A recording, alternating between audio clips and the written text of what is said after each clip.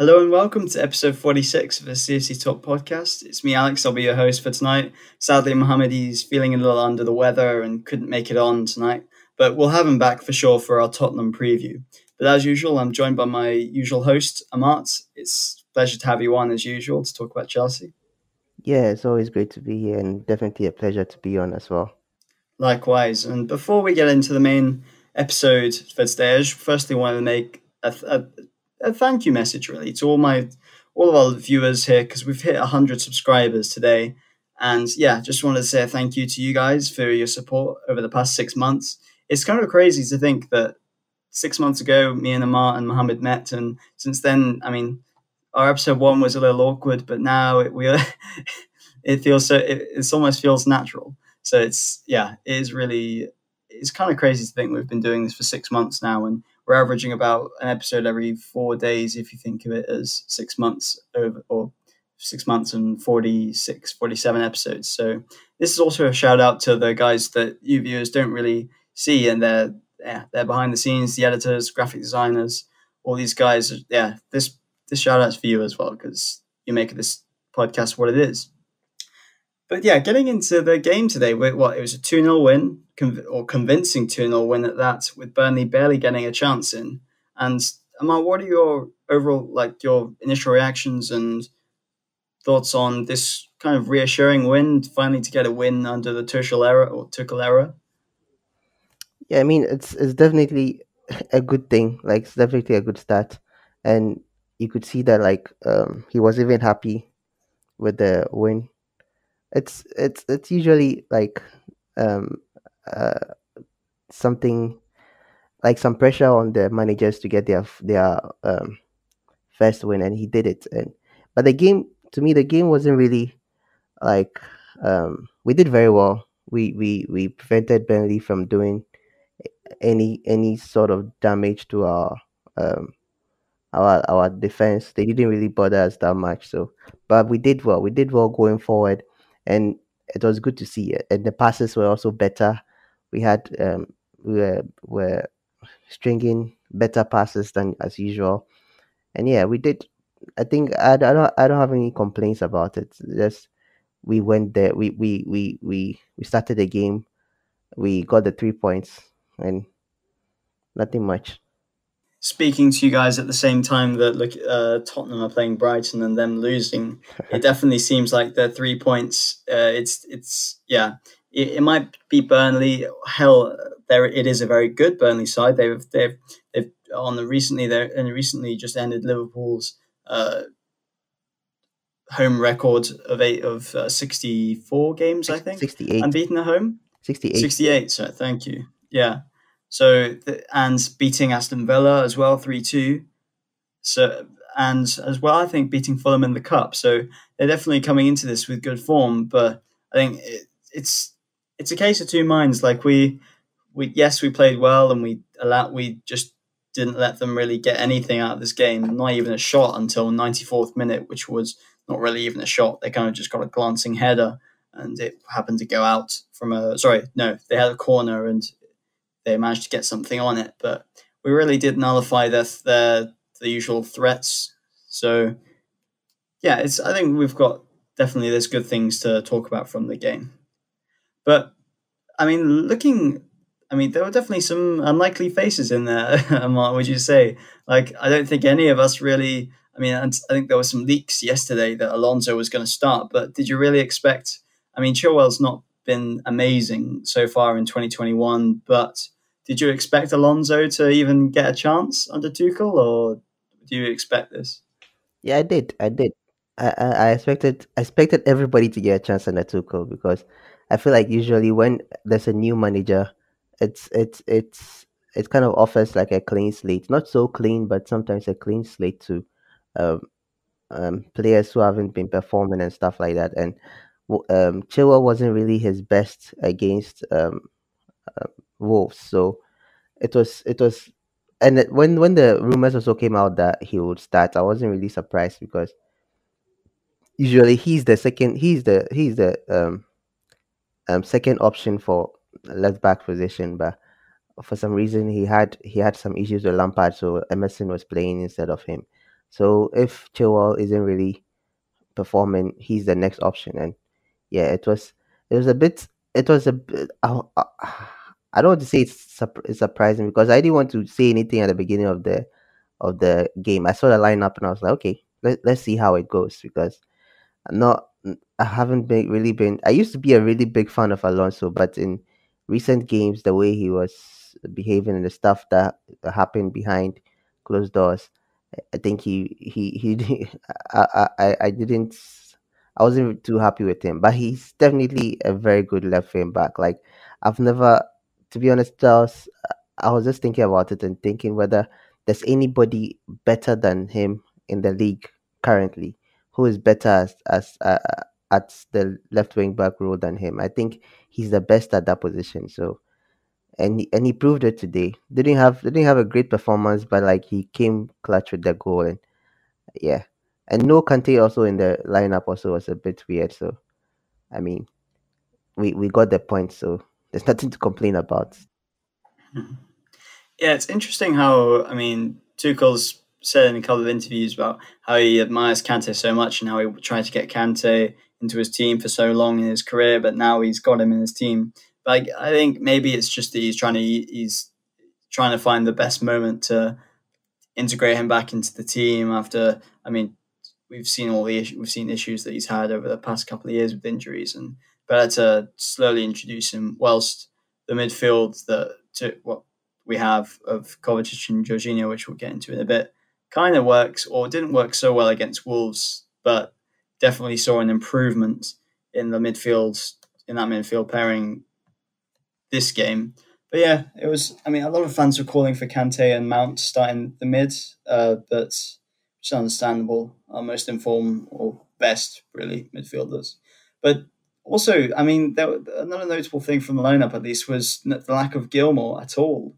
Do you think he's going to end up on loan, or because I'm not so sure if he really is going to get that many minutes Yeah, under Tuchel? I think probably him not being in the lineup kind of solidifies the fact that he might be leaving soon. But but then again, you see, he was in the lineup previously because Alonso wasn't there. So if you look at the lineup, the bench players, who is he going to replace? Is he going to replace Christensen, Chilwell? It's a bit it will be difficult. Zuma, who is he going to replace on the bench? So, but I think he will go. I don't know how many days is left in the I don't know how many days are left in the transfer window, but he might be leaving. It's just so we're recording this on the Sunday, and it's apparently I think it ends tomorrow morning. He might still be around. Probably they might do a deadline transfer or something. But if he's still around, I'll be happy because I think him would be the better replacement for Kante or a better backup for Kante than Jorginho. So if he's still around, I would definitely be happy. The guy is very very good, and I don't know. I feel like what Jorginho does, he probably he suffers in finding those kind of like through passes like Jorginho does. Jorginho is better there than Gilmore, but I think Gilmore in defending and holding the ball and giving the simple passes and just spreading play, he's better at that than Jorginho in my opinion. But if he's around, I think it's best for the team. Yeah, I agree. It is a shame that we don't have we've changed manager only a couple of days really, or before the transfer window ends. So in terms of making any key decisions, I wouldn't be surprised if Gilmore stays, but then doesn't really get the minutes that he requires to, for example, get into the Euros team for Scotland. So it's I hope at least he gets his chance to prove himself at Chelsea. Yeah, if Alonso gets his chance, then Gilmore more than deserves the same chance that Alonso gets.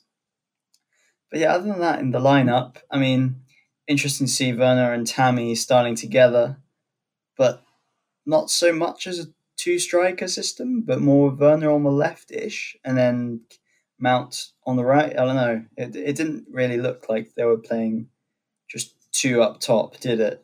But Yeah, I think the formation was a 3-4-2-1. So Tammy yeah, was still playing up top, and Werner and Mount were just behind him.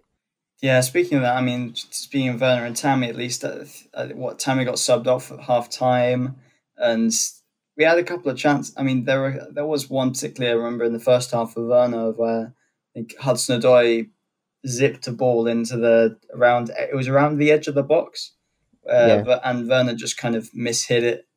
Just again, it's frustrating to say that he's still not scored in the Premier League for a while now, but at least he. Do you think at least his performance vindicated him playing off full 90? And do you think he helped the team enough today? No, I don't really think he did. He had like a major impact because he wasn't really getting in balls to Tammy when Tammy was on. And then when Pulisic also came on, like he Pulisic was seeing more of the ball than him, and it's weird because he was playing in Pulisic's position when Tammy was on, and when Pulisic came on, Pulisic was seeing the ball better than him when he was playing there. So it was a bit weird, and that chance he should have scored it. And some of his shots that he took today were too weak. Like some of the shots, I think he took like two shots on target that were very weak, easy saves for the keeper. I don't know what it is, but I think I read somewhere that Tuchel said that he's not happy with himself. So definitely it's a confidence issue. I don't think it's a matter of um, his qualities. We all know his qualities. You see what he can do in the Bundesliga, but he hasn't really produced that here yet. He started. That's the thing. I was watching like highlights of his performances. I don't know what I remember, but the Chelsea YouTube channel released um, kind of like a highlight reel of Havertz and Timo Werner, their goals so far at the time. So I watched that yesterday. And I was like, yeah, this guy was good. Him and Havertz, they were very good when they came in. I don't know whether it was because they wanted to impress the fans and the manager, and they've now relaxed or something like that. But I think it's a confidence issue. With Havertz is getting back to form. He's doing very well. When he came on, he performed very well in my opinion. But Werner still needs, I don't know, he still needs some sort of motivation or confidence booster to be able to start scoring again. I think when he missed that chance, I put on the Discord or something like that he needs to go and train with the monks in Tibet so that he finds his mojo again because I think his mojo is lost. He has to train with somebody to find his mojo again. But I mean, the sooner he starts scoring, the better. And I the thing is that I know when he starts scoring, it will be continuous. It won't be a one-off thing. When he starts scoring, to be continuous. And I read a tweet somewhere saying that he scored his first goal. If you think about it, he scored his first goal for Chelsea against Tottenham. So we might never know. Probably the next game he might start regaining his form again with Tottenham. So we'll see how it goes. But I just wish he regains form quickly. Yeah, he needs to eventually. I mean, he's going to get the Premier League goal eventually. It's just when, and what better way to start it to get it against Tottenham.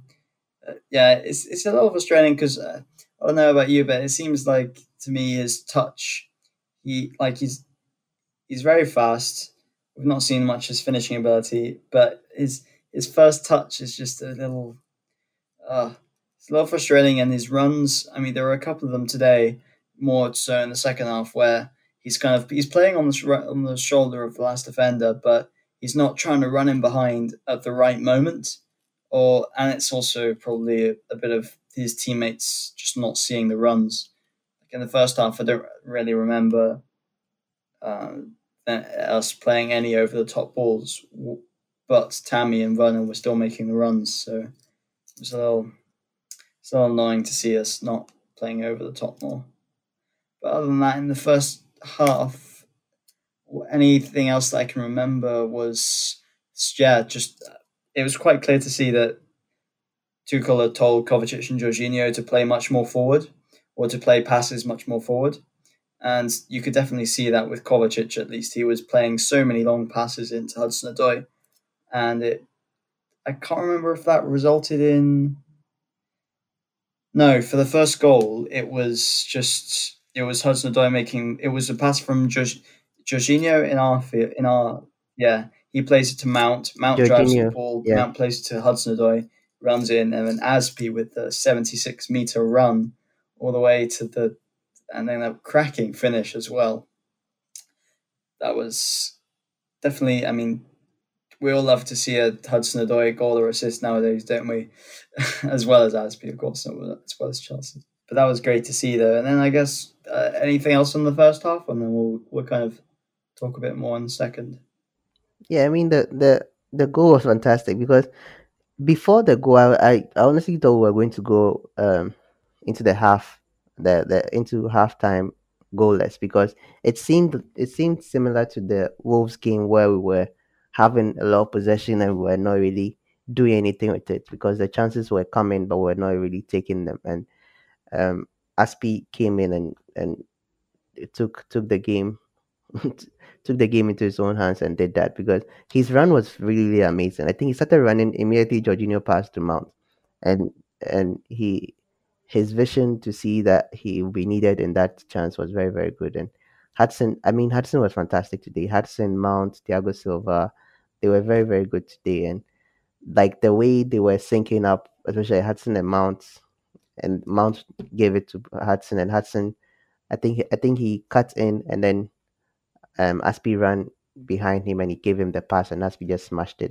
To be honest, I thought he was going to cross it, but he smashed it and he scored. It was beautiful. I think I saw a stat somewhere saying that either I think Aspi is the 15th player to score for Chelsea this season, and then I think Alonso is the 16th, which is a weird stat. It means like everybody, literally everybody, almost everybody has scored for Chelsea this season. I think apart from Kante and Gilmore, yeah, I think everybody and Christensen. I Did think you know almost even everybody has scored Barkley for has Chelsea this scored for season. Chelsea this season?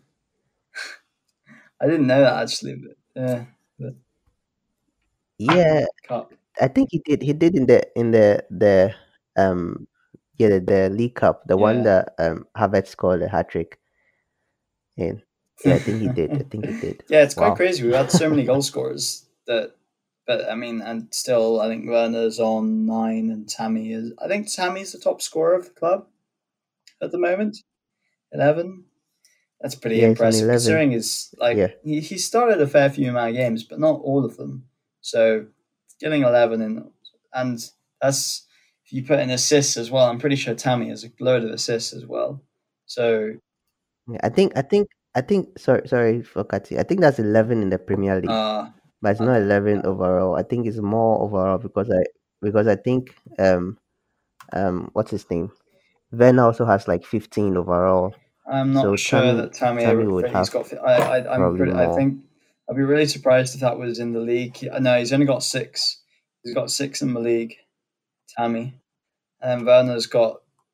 I Okay, think. okay, okay, So Tammy's got 11 goals, 6 assists in 27 games, which is pretty good. Like, I mean, in 27, yeah. But then Werner, so it means the yeah, 11 yeah, goals for in all and competitions. Timo Werner Okay, okay, in all okay, competitions he has 9 in all competitions, which I guess isn't the worst. okay, But for an out of okay, form striker, it could be a bit worse. But I mean, he's got 3 in the Champions League as well, 4 in the Premier League, 9 goals, 6 assists in 29 games. It could be way more, but for a bad season, it's not the worst thing in the world. Second half, yeah, it's just more of the same really. Burnley just weren't really challenging at all. And then Alonso comes in and does his best Van Basten impression with that ridiculous, absolute. Like, to be fair, it was. Do you think, like, I mean, the assist from Pulisic was nice too, to kind of chip it into the box? Do you think there was a bit of a better display than we're used to this season from Pulisic, or not? You see, the thing is, in this beginning, like in this early games under Tuchel, it's hard to really judge a player's form. Definitely, they want to impress, so they'll do their best to impress. And I think, yeah, Pulisic has done very well. He worked with Tuchel he worked under him at Dortmund, so probably he that kind of relationship is already there, and Tuchel knows how to use him well based on the time they had at Dortmund. But I think, yeah, he did very well when he came on. Like there were glimpses where he had this kind of moments reminding us of how good he was and or how good he is, and I mean, he did very well. That pass was just fantastic, and the way Alonso took it on was even better.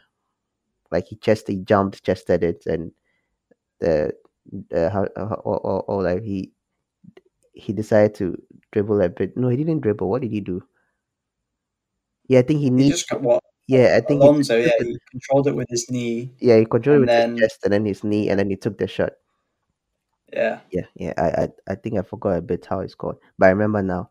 And it was a fantastic shot. Like that shot had some pace, some power behind it, and he did very, very well. yeah, it was pretty surprising. It was very needed though as well because I think a lot of Chelsea, we get very if Chelsea fans, we get very nervous when it's only 1-0, and we all know with Chelsea, it's like we've spilt leads before, so it's just it was really nice to see after the second goal we were pretty much chilled out. Really, there was nothing much to Yeah. worry about, but fantastic finish But from I him. think I think that was the for me when I was watching the game. I think that was the difference between um our performance today and then probably with Lampard, because I feel like when we're playing with Lampard, not in the 17 game unbeaten run, the 17 game unbeaten run, we're pretty like we control the games throughout the whole full 90. But when we started losing games, you could realize that anytime we went a goal down or something, the confidence was lost. Or sometimes even when we were up by a goal, you it wasn't very it like we weren't too sure because like we just allowed them to play and we're sitting back to defend. So it wasn't too we weren't too sure whether we would get away with the win or not. But with this game, I think I felt more confident because we're in control of the game throughout. Like the first half you were, second half you were. So I think I was more confident in this one, watching the game and feeling that, oh yeah, we can come away with a 1-0 win easily. But Alonso scored and made it 2-0, and I think that even made us even more sure that we would come away with the 3 points. Yeah, it was always Alonso just has this knack of coming up with goals when we need him to, but I don't know if his long term future lies at the club, but yeah, so many, a lot of fans, especially before the game, wanted him to go, but it's after his poor after the rumors about the West Brom game and his reaction to that. But if he can be useful in like you said before, he's a fantastic win back, probably the best in the league in that position. There's no one better than him in this league, so might as well keep on to him if he's what I mean. If he can do a job there, and if Tuchel is gonna play through at the back sometimes. Yeah, I think right now Tuchel has options. If he plays four at the back, he can always pick Chilwell. If he plays three at the back, he can go with Alonso. So probably Emerson will be the one to suffer.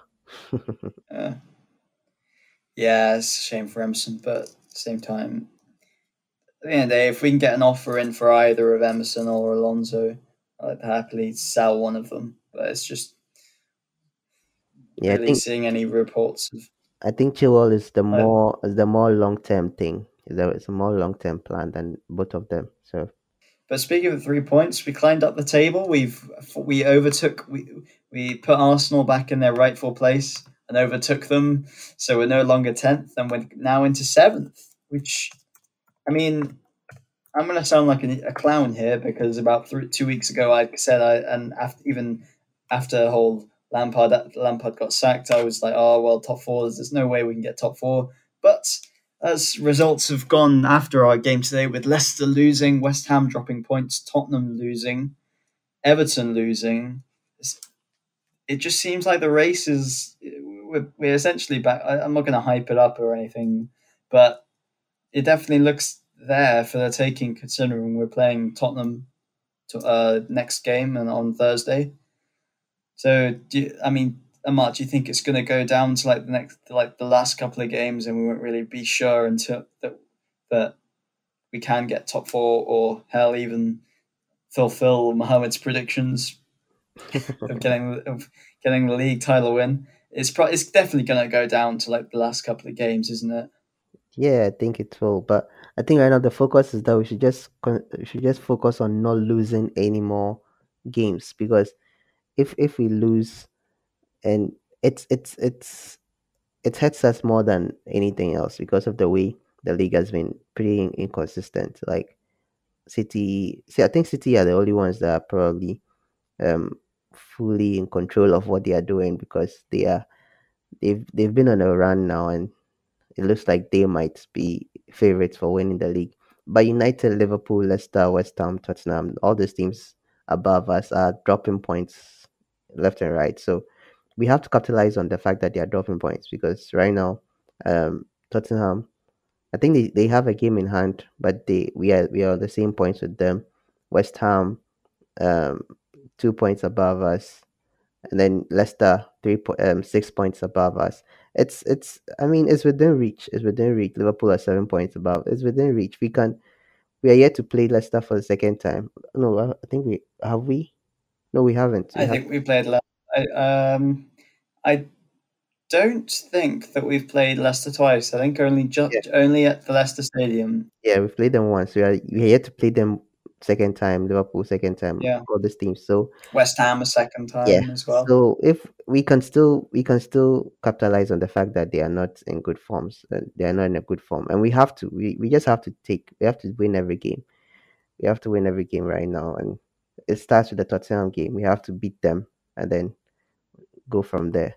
And the top four is definitely achievable. I've always seen top four as achievable because of how teams have been losing points this season, and this season has been a weird one, and we all know that it has been a weird one. No, so it's definitely attainable, but winning the league probably not. But like I said the last time, probably Mohammed has a time machine somewhere that he has to be able to see the future and seeing that we'll win the league. So I don't want to rule that out yet. Yeah, no, I mean it's just Man City. Like if Man City weren't looking so good, then I honestly wouldn't write it off. But it just like looks like Man City are the ones that they might have a striker problem at the moment, but their defense just looks so solid, and the whole of their team is playing so well. They've got players like Gundogan really stepping up and making up for the lack of strikers. So it, yeah, I don't see us getting past Man City this year, but still, if we can get fourth, then we can get second. If I'm honest, it's low. That is a big if, but the gap. It seems like unless United, Liverpool, or Leicester start to go on a run, which doesn't really look like it. Maybe Liverpool do because it looks like they might be finally out of their bad patch. Yeah, Then it just leaves the battle of third and fourth, just like last year with us, United, Leicester, and it'll probably go down. We have to play United again, I think, yeah, and we play Leicester again, and we play West. We play everyone around us again, pretty much, other than Tottenham. After next game, so there's still plenty of chances to overtake. yeah. United too hasn't really been so good against the top teams. So I think they only beat Liverpool in the FA Cup, but in the Premier League they haven't beat Spurs. They haven't beat. Uh, I don't think they even beat Arsenal. No, they played. They didn't beat Arsenal, so I don't know. No. They don't do well against the big teams, but we'll see. Yeah, I mean it's going to be close, especially United as well. So they might be out of their purple patch now. So yeah, I mean we're going to talk. We're going to have a different episode for the Tottenham preview where Mohammed will be back. But I think we've covered just about everything from this Burnley game. Other than that, I was thinking maybe Pope did quite well for a couple of chances. There was one where I think Cho was really threatening today. I have to say, Cho and Mount on the right side. It was good stuff, wasn't it, Yeah, it from was. them two? It was fantastic. Like most of the heat in the game, like most of the action, like the chances that we're getting were coming from the right side, and it was mostly either cover releasing it to Cho, or Mount will listen to Cho, or like it was good. And when Reese came in, he continued that. He got that, he continued that momentum, and he was also crossing from the right side. I think probably this is Cho's destined position, because he's doing very very well in that position. So if he can continue and do well Yeah, in that position, fine. But him and Mount today were fantastic. To be honest, I really don't know who I would have given the man of the match um, award to. But I think probably Cho will ease Mount out a bit, because Mount in the beginning his shooting was just off. I don't know what happened, but his shooting was just off in the first half. But the second half he did very very well. Did the simple things like, and he was winning possession. Like that's one thing to I love about Mount. Even though he's good in attack, he does very well when he's winning possession. He wins possessions a lot. So I think that's they did very very well, and they are two players that should be playing more in the future. for sure. I think they've definitely done their best to convince Tuchel over the next, yeah, like they've both played fantastically in the past Yeah. two three in the past two games.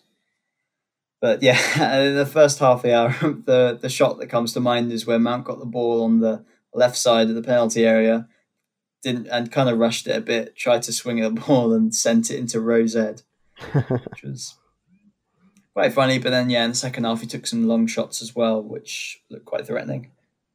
Yeah, I think And yeah, Cho even hit the post or something like that. oh, yeah, he Yeah, did. he Yeah, it did. was the. There were a couple of like that where Cho would. So there was one where Cho shot. He was going for the left corner. It hit the Burnley player. Went to the right corner and hit the Yeah, right post. It was a yeah, bit hit the right unlucky. post. And there was another one where Cho he put in a really fast cross, hit the Burnley player, and then Pope did really well. I think to parry it away. I Yeah, think yeah, yeah. I mean, he was so. he was Yeah, very good. He was very threatening. yeah, like I mean, last season, I mean, I don't. I generally thought, oh, Cho can't. I mean, he had done okay on the right wing, but it looked like his natural position or where he was most threatening was on the left. But it really seems like in this kind of right wing back spot, it it's sad to see because Reece James, it's Reece James's position, but he's just there's just something about him at right wing back. He's just so direct and his width is so useful playing as a wide man in a back five. It's just yeah, Yeah, I didn't think really expect him to be like that.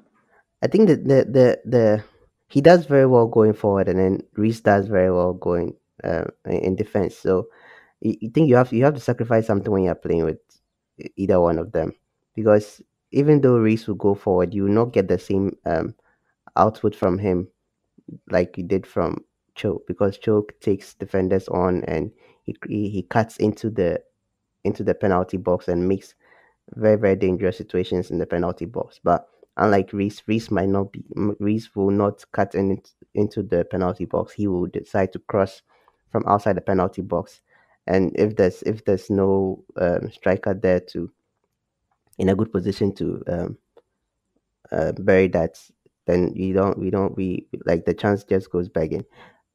But on the flip side, also, Reese is better in defense. Reese can go back, he can fall back and make that three back five now, and then stop, prevent chances from coming in, prevent attackers from getting a day with our defense. So that is where the issue is. So definitely, if you pick one over the other, I think with Tuchel, I think it has been established that he's more of an attacking kind of manager. His tactics, no matter which one he picks, I think is more geared to an attacking style of play. So he would mostly go with Hudson, in my opinion. But yeah, I think he would be rotating them quite a bit. He'll be rotating them I think the same thing. He'll be doing the same thing also with Mount and Havertz. He'll be rotating them a lot.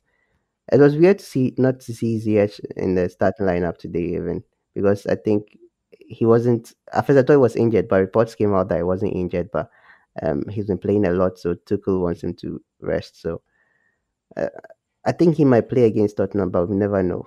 We never know. It's difficult to predict a lineup or a formation with Tuchel, so we'll see. Yeah, our lineup predictions just got a little bit harder. I think yeah, Tuchel said after the game that Ziyech they had a warning from the physical team, the physical or the fitness team, whatever, or something like that, that because he had been playing so much over the past 4 or 5 weeks, they needed a bit of a rest. So yes, we got to take that as is. There were some fake Twitter things about Ziyech not training well or something like that. It's like, this sounds a bit fake, but I mean, it's Chelsea, you know. People want to create drama in Chelsea. There's sometimes no drama, but they want to create something in the team. yeah, it's very true. I remember when people were saying that Lampard is training, like he has some difficult trainings that gets the players injured at training and all that. But it seems like even Tuchel has an even more disciplined training system. So, but did you hear the reports about Pulisic getting injured? I don't know what happened, but he was Yeah, somehow fit. I did, and then he just turned out to be on the bench. It was weird. Maybe it was just fake, but that was very weird. Just more fake stuff, I think. Yeah. More, it was pretty. I mean, yeah, pretty obvious that Georgie and Kova they looked a lot more active, much more threatening than against Wolves. But then again, it was against much less pressuring opposition. So until we can, I'm really interested to see by the time the Atletico game comes around what midfield that he goes for, whether he plays Jorginho or doesn't when it or when Kante will actually get introduced fully again, and perhaps maybe he gets the chance against Tottenham. Yeah, I think he will. I think he will. I think he. I don't know. You see, I think we're discussing this before we started recording that Jorginho does best when like there isn't much pressure on the defense or like they need pressure on our yeah on us because Burnley hardly attacked today. They really didn't threaten us that much or at all. But that is when Jorginho excels. That's when he excels. When there's no pressure on him to defend. I think that's where he can spread the ball well. He can deliver certain passes very very well because now there's no pressure on him to defend. But against Tottenham, I don't think you get that. I don't think we'll be seeing that because I feel like they will perform. They would um, um, try and attack or get a goal, and they'll be pressing us a lot. So with that, I'll feel like Kante will be the better option against Spurs. But yeah, you never know. Like again, I keep saying this, but you never know what he'll pick. This Georgie, I think this Georgie cover thing, he's happy with it, and we'll see how it goes. I'm not a big fan of that combination. I like Kovacic, but Georgie, I'm still not convinced yet. So we'll see. In terms of fantasy Premier League, I think it'll be time to remove any Chelsea players that we have because Yeah. whether they start or not is going to be a bit of a lottery, just like it is with Man City. It's it's going to be a bit tricky to predict lineups. Interesting as well that Mendy he got his 2 clean sheets in a row for him now, and he's up to 9, I think. And Edison is the top on 12, which I think, to be fair, considering it's pretty impressive. I know we've been in such bad form the past month, and he's not really kept any clean sheets in the Premier League, except for except for the ones in recent weeks or the recent week, essentially. But I guess it's nice to see. And do you think maybe he can give Edison a run for his money at Golden Boot? Sorry, not Golden Boot, Golden Glove. Golden Glove. Yeah, he can. He can. Like, I mean, the defense was pretty good today. SP and I think the defense today was Thiago Silva. Thiago Silva did very very well today, and his presence there alone just gives like it reassures the entire back line that I think it gives them more confidence and they do well. So I think he's the key. He's the key to getting Mendy more clean sheets because Mendy didn't really do that much today. I think with Wolves, I think he made 1 or 2 saves, but with this one, nothing. I don't remember him getting any problems, but he still got a clean sheet, and then we'll take it. We'll take it. I mean, 12, 9, 3 clean sheets. But the way City are playing now, they don't seem like they concede that many goals. Even they don't score that many, but they don't concede either. So it will be difficult. It'll be very very difficult to catch up. But just we just hope he will get it. If he doesn't too, that's cool. But it will be a very good first season for him How many clean sheets do you think he can get, in the season. Mendy? Yeah, I mean, if we if continue he's like on this, 9 after 21 games. he could get like 14, 15 probably. Yeah, seems about reasonable. I mean, expect us to, like, against teams like Sheffield and a couple of others at least, we should be able to. But yeah, trying to think. I think that pretty much sums that up for the Burnley game, really. We've done well to talk about for this long. It was a good result, though, and there was things to talk about for sure. But is there anything else you think that we can go over before we cut short on this and we'll I go on mean, to the well, fantasy sorry. league, my fantasy league is doing pretty bad, so I don't even want to talk about it. Yeah, I've had Bamford and Werner in my side for a very long time. I don't know why I don't want to change Werner because I don't know. There's this kind of thing lingering behind my head that immediately I take Werner off, he starts scoring again. So I continue continue keeping him in my team. But one disappointment was that I put Bamford on the bench this week, and then he uh, goes out to score. I think 2 goals and 1 assist, which was yeah. crazy. I've had him from the beginning, and he's been giving me good points, but I think in recent games he hasn't been doing well. And the one game that I put him on the bench, he goes out to score 2 goals and an assist. At least you had Salah though. Yeah, Salah coming in clutch for you. yeah. Salah did well, but I could have had more with Bamford. Might get Harvey Barnes as well. He's doing quite well for Leicester. Yeah, I think I have him But as well. But Chilwell too didn't start for me, and then I have Chilwell. Chilwell didn't play. I have Cancelo. Cancelo didn't. I didn't. I don't even think he even played. And I oh, think so you'll be all right then. Bamford will be subbed on for you no, because I don't think he uh, will because that means I'll have one or two defenders. oh oh no because you're already through at the back. Yeah, Yes. So Alioski will come on. So you have a defender, and then um yeah. Bamford is yeah, because you can't do. Yes, I Bamford isn't understand. coming on. Yeah, that's harsh. That's very harsh on you. Yeah, that's the new name, Depression FC.